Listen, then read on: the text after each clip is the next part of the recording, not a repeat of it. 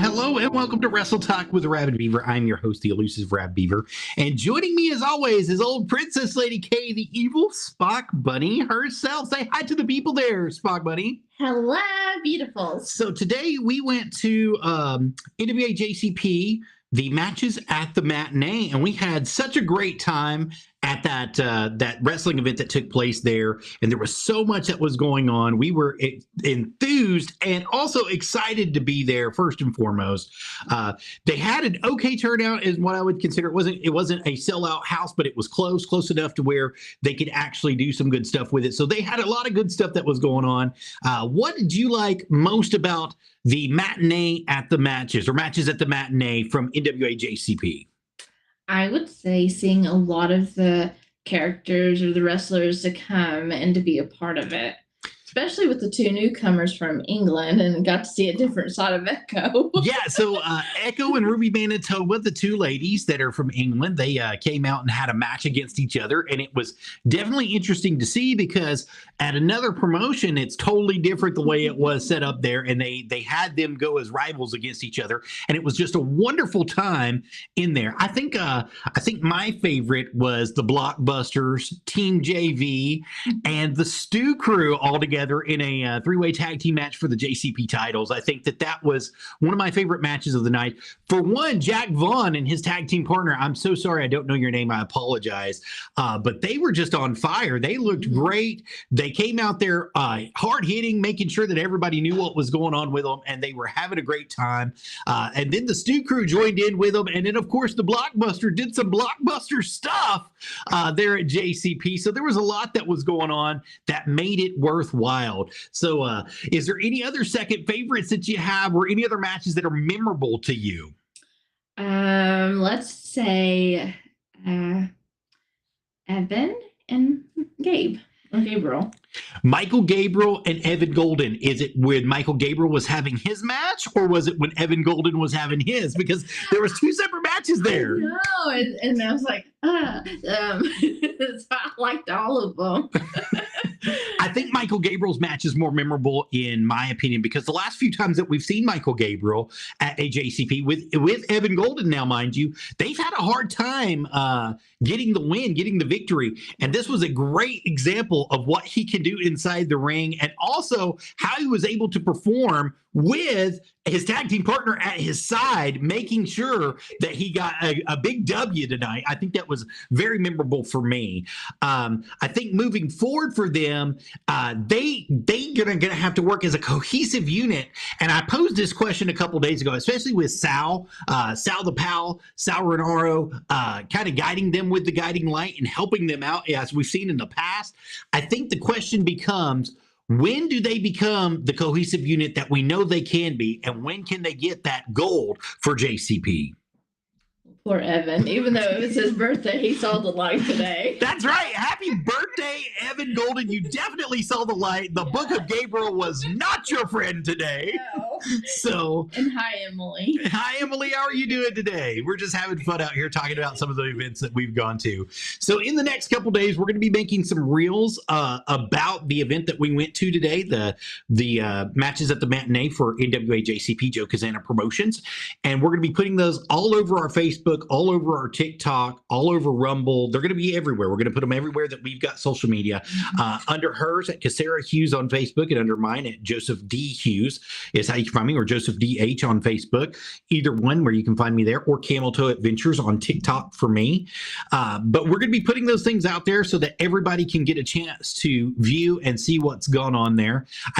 Go ahead. Shout out to Hunter for not giving up. Oh, yes. So there was a match between Tyler Shoop and Aaron Williams that took place. Mm-hmm. And in the middle of the match, Hunter, the referee that normally refs for, she just got called up to Ohio Valley, and she's got a big opportunity with her there. But normally with NWA, she got kicked right in the face out of a kick out. And it looked like it broke her nose from where we were at. I mean, it looked really bad. Well, at the end, you can see like a big red mark she's like, I'm so glad my nose isn't broken. Yeah, absolutely. So, I mean, we had a lot of fun. We had a lot of things that were going on there. It's definitely a show that we would recommend. We got to talk to Joe Cazanna. We also got to talk to Daniel Jones just briefly before the show started. And we're looking forward to some of the good stuff that's going to be happening here in the days to come as things come out for them with JCP. Now, they're scheduling another show in December, but they haven't put out where they're going to be doing it at. Here at Wrestle Talk with Arabbidb3aver, we will let you guys know as soon as we know something. You guys will know something. So as soon as they let me have the information for it as well. Also, Daniel Jones mentioned that in Kingsport coming up, they're going to be doing a benefit show, but he did not give me the dates that were going to be available. He was hoping for this weekend. But as soon as we know something, once again, we will let you guys know as well. That way you all can go for that. Now, that benefit show is going to be going to the people that have been devastated by the hurricane. So Johnson City is underwater. There's parts of Elizabethton that's underwater, parts of Bristol that's underwater, parts of Kingsport that is underwater, and many other places. There's roads that have been taken out, bridges that have been taken out, and so they're going to be holding a nice little donation show is what they're going to be doing, and it's going to be based for the people that are devastated by this hurricane and devastated by this thing. So as soon as we know something, we will let you guys know something, and we'll get it out there to the public so that we can be better educated together, and we can do this together. That's what it's about. I said this earlier in the week, and I don't really care if you guys are political or not, but politics does run in everybody's life at some point in time or another. This right now is the time to tell if somebody is going to be a presidential candidate or not, because you have tons of Americans that are without right now. They're without homes, they're without water, they're without food, they're without things. And the presidential candidate that you should want to vote for is going to be the one that's going to be taking care of them the most with whatever they're doing, because that's the person that's going to be taking care of you for the next few years. And like I said, I'm not we're all political in some way, and I'm not telling you to vote one way or another, but you just want to watch when this happens, because that is definitely a telltale sign of who's going to be trying to take care of you and have your best interests at heart over the next 4 years of the country. So I'll say that much. I can't say much of anything else about it. I'm not telling you who I'm going to vote for. I'm not going to tell you what my political affiliation is. I'm not going to tell you anything like that, but we need to be watching and being concerned, and also trying to help our fellow man through this time. So if anybody else is out there that is holding benefit shows or holding any donation shows for the victims and the survivors of this hurricane, please let us know. We definitely would like to put your information out on Wrestle Talk with Arabbidb3aver and all the sources that we go to, so that we can get you guys the help that you need. We'd love to do that for you guys. It'd be our pleasure to try to do that here for you. We will do free advertising for the show. I will say that right now. And that will be the best way that we can do it. We can do it word of mouth right here on the live stream, and also on our radio cast, which is on Spotify. It's also on TuneIn with Alexa. It's also out there on Audible. It's all sorts of places. Definitely find it. Buzzsprout is where you can catch a lot of it at, is through Buzzsprout directly. And I post it all the time. And we definitely want to be able to do that for you guys as it comes forward. So just let us know. But getting back to the wrestling, so I like the way that the show started tonight. I love that Carson Drake came out, was running his mouth, being the heel that he was, just talking bad about everybody in the crowd. Everybody and anybody. Everybody and anybody. He was letting them have it, baby. He was ripping them up. And I think that was one of the most entertaining aspects of the show to me, was whenever he came out and started the show. And then they went directly into what they called a scramble or a battle royal, and the winner of that got a shot at Carson Bartholomew Drake. Let's just correct myself here. And later on in the show, and it was just a great time for everybody to come out there. Like I said, we're going to have reels put up here in a couple days of everything that went on, but we want to let you guys know that was an awesome show. Awesome way it was set up. And then a little bit later on in the show, we got to see Carson actually run and do the booth. He was running the booth up there. He was doing the communications booth with them, being an announcer. And so we got to see that. He was. He really was. Especially when Shoop came out and how they both have a couple days ago, he cut this huge promo about Shoop, though, and he was talking all sorts of crap to him about how Aaron Williams was going to take that title away from him and all this stuff, and he was going to give it to him. And he kind of ran his mouth a little bit about that, too. Just a smidge. But he did all that good stuff there, and he got to a point to where he had a match himself, which I gotta say, man, Carson, I don't know why you decided to steal your grandfather's golfing pants and make some wrestling gear out of them, but you did it, buddy. You're the only one in America that could pull those plaid freaking trunks off. So, but we had lots of fun. We had lots and lots of fun there, and we've got lots of good stuff in the days to come to talk about as well. Also, this Tuesday coming up, the 1st, we're going to have none other than Casey Cazanna come back on the show and talk with us here at Wrestle Talk with Arabbidb3aver at 8 p.m. Eastern Standard Time. For you guys that are out there watching on the live stream, we want to let you guys know that right now. We want to invite each and every one of you guys to come into the stream as that happens. But, baby, like I said, is there anything else that stood out to you? I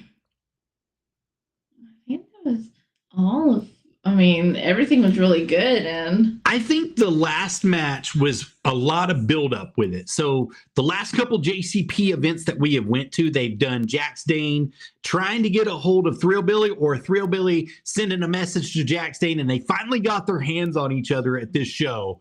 And it definitely didn't go the way that I wanted it to. And I'm just going to tell you, I like old Godzilla. I like the most decorated man. I like the Dane event. And I think that in my personal opinion, I think he should have ended up with that big W. That's my personal opinion. It doesn't matter for anything, but I really was not happy with the way that it turned out. But they kept Thrillbilly a thrill ride, baby. They kept him in the zone, being the heel that he is, the perfect heel that he is, and they moved through.